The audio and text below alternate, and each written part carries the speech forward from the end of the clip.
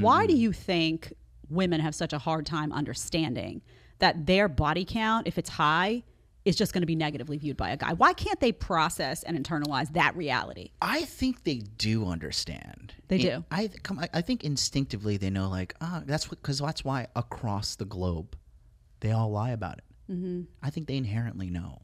Why don't they change their behavior then? Because there's been no consequence. Because they're not happy, right? No, so I know. it's I know like, that. okay, you're not happy. You know this is not making you more appealing to a guy. Why are you doing it then? I mean, I think it's like engaging in consistent casual sex is like, it's like using drugs. Like it's fun, it's good in the moment, but then the repercussions come later. You know what I mean? It's not fun for a lot of girls though. I'm telling you, even in the moment, because women, like if you're not pairing emotion with that and you don't feel safe in that, it's not fun for us. There's a lot of damaged girls out there though. You know, there's a lot of them engaging in a lot of these bad behaviors. But I can just tell you, like, guys are just absolutely, like, we are biologically repulsed by it. Mm-hmm. Some dudes would be like, oh, it's okay, doesn't matter. Can you explain that? Because what happens is folks on the other side will say, oh, those are just insecure guys. Right. Those are guys who just can't handle that, you know, you've had your, right, that you've had your pick of the litter. And my argument, but I'm saying it, I'm not a man, but my argument is like, no, it's just nasty, A, and B, they don't want to think about the fact that you, A, don't have enough self-respect to be particular about who you share your body with. B, you may wind up bearing their child one day and now he's going to look back and know that you were like open like 7-Eleven all night. Not cute. So I think and guys are visual. They don't want to visualize that you've been with all these men. There's a nastiness to it. Yeah. So is there an insecurity component though, you think, that guys will feel like, oh, she's too hot on the market. She's going to stray. Is that part of it? I think it's not, I mean, in our modern culture, like anytime a man has a preference, they're just like, oh, he's just insecure. Right. And it's like, no, I have a fucking backbone. Like I have things that I want. And I see a lot of girls, like all the girls yesterday got triggered when I started talking about body count, you know. Those numbers must have been sky I high. mean, you know. I'm not going to say they were, but I'm not going to say they weren't. What would happen if we put those body counts on their forehead like Tate said? I would have loved to see that room. See, imagine you could just have women sitting there, hot minute, and I hit a button and the number just pops up in neon. I'm telling you, that app is coming. That technology is coming. Oh, let's do it. Maybe I can pitch that to PBD. That would be great. But yeah, like the body count, the thing is like, it just adds a lot of, how can I say, like, we just are very unsure of her choice making. You know what I mean? And like, just biologically speaking, I don't know, I'm just repulsed by it. And most men are. It's like men across the globe. It just is. It's not like just like a conspiracy, like we're all meeting behind the scenes, like, okay, like, you know, these girls are hoes. How high is too high? Is there a number where you're like, oh, that is like, you would, if a guy came to you for coaching and was like, my girlfriend is 25, has a body count of, is there a number where you'd be like, listen, I'm going to be honest with you, that's high? Well, I mean, honestly, I think anything north of 10 is just like, what have you been doing? Where did your father at any age, by the way, did your dad not hold you when you were little? Like what happened, you know? But the thing is, I mean, a lot of women get triggered by this, but like women need to understand that men have standards too, and you need to respect that if you want to engage in a relationship with a man, right? We are human too. We have desires, just like women are repulsed by a guy that has no job.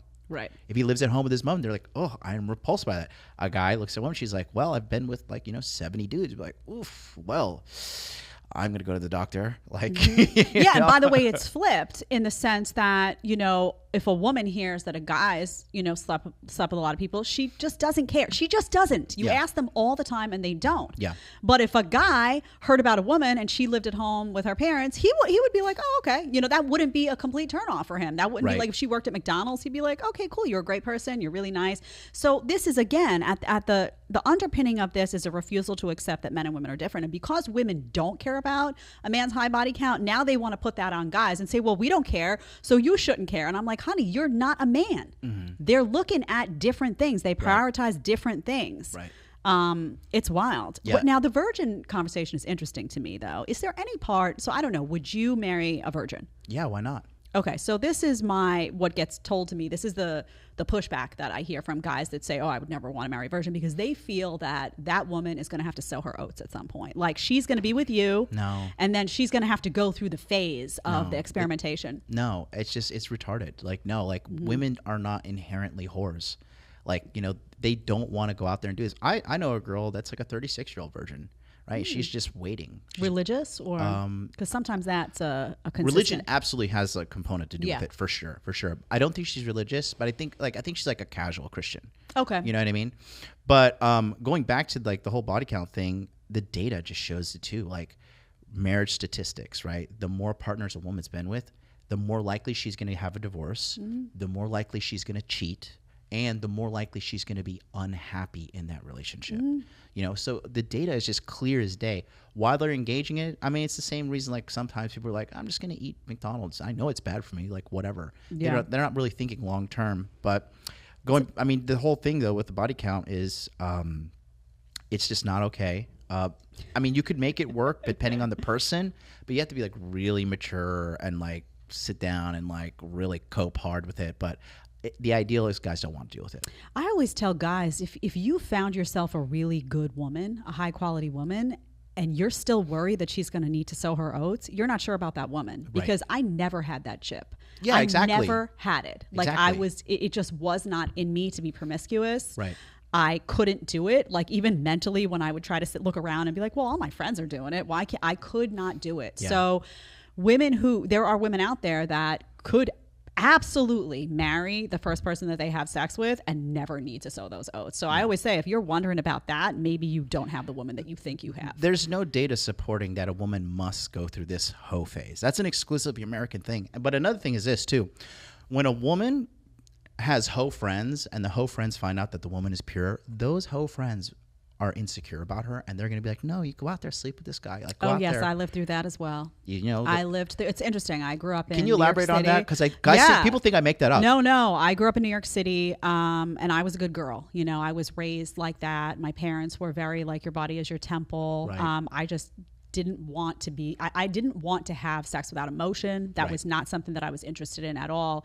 I remember a period in my early 20s, I was actually working. I went, got my master's. I loved education. I thought I wanted to be a college professor for a while. So I was like, oh, this is cool. I'll have a super flexible schedule. I'll have like a lot of downtime, which was really a priority for me, honestly, always.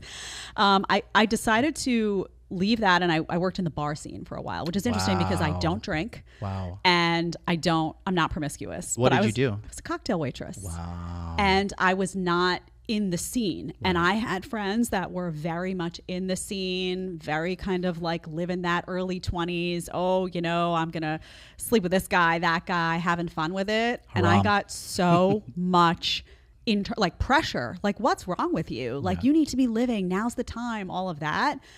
And every time I would even say, well, maybe they're right, I would go to do it, and I couldn't, it just wasn't in me. It felt so unnatural that I was like, this is not for me. I'm not doing it. I'm not. But there is a ton of pressure. And that's why I always said, I did a red flag show the other day, and I said, if you're with a girl and she's got a ton of single female friends that are out there, girls' night out, slappy, all that, it's going to be a problem. It's trashy. I mean, I'm sorry. Like they were telling me yesterday, one of the girls was outing herself as a hoe.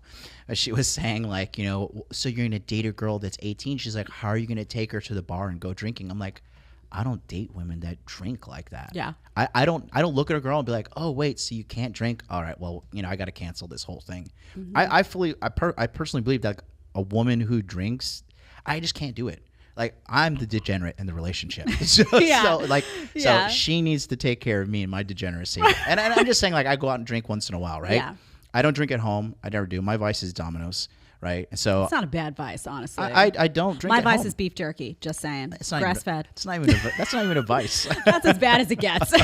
So yeah. But yeah, like the whole argument of like, she needs to drink. She needs to be part of this drinking culture. And it's like, literally break it down. What is the positive ROI of your woman consuming alcohol in the relationship or going to a bar and having girls' night out? Everybody knows when you drink, bad shit usually happens. You wake up, you're like, oh God, how much money did I spend? Oh God, like, what did I do last night? Why am I on this always sofa? Some type of regret that comes into play.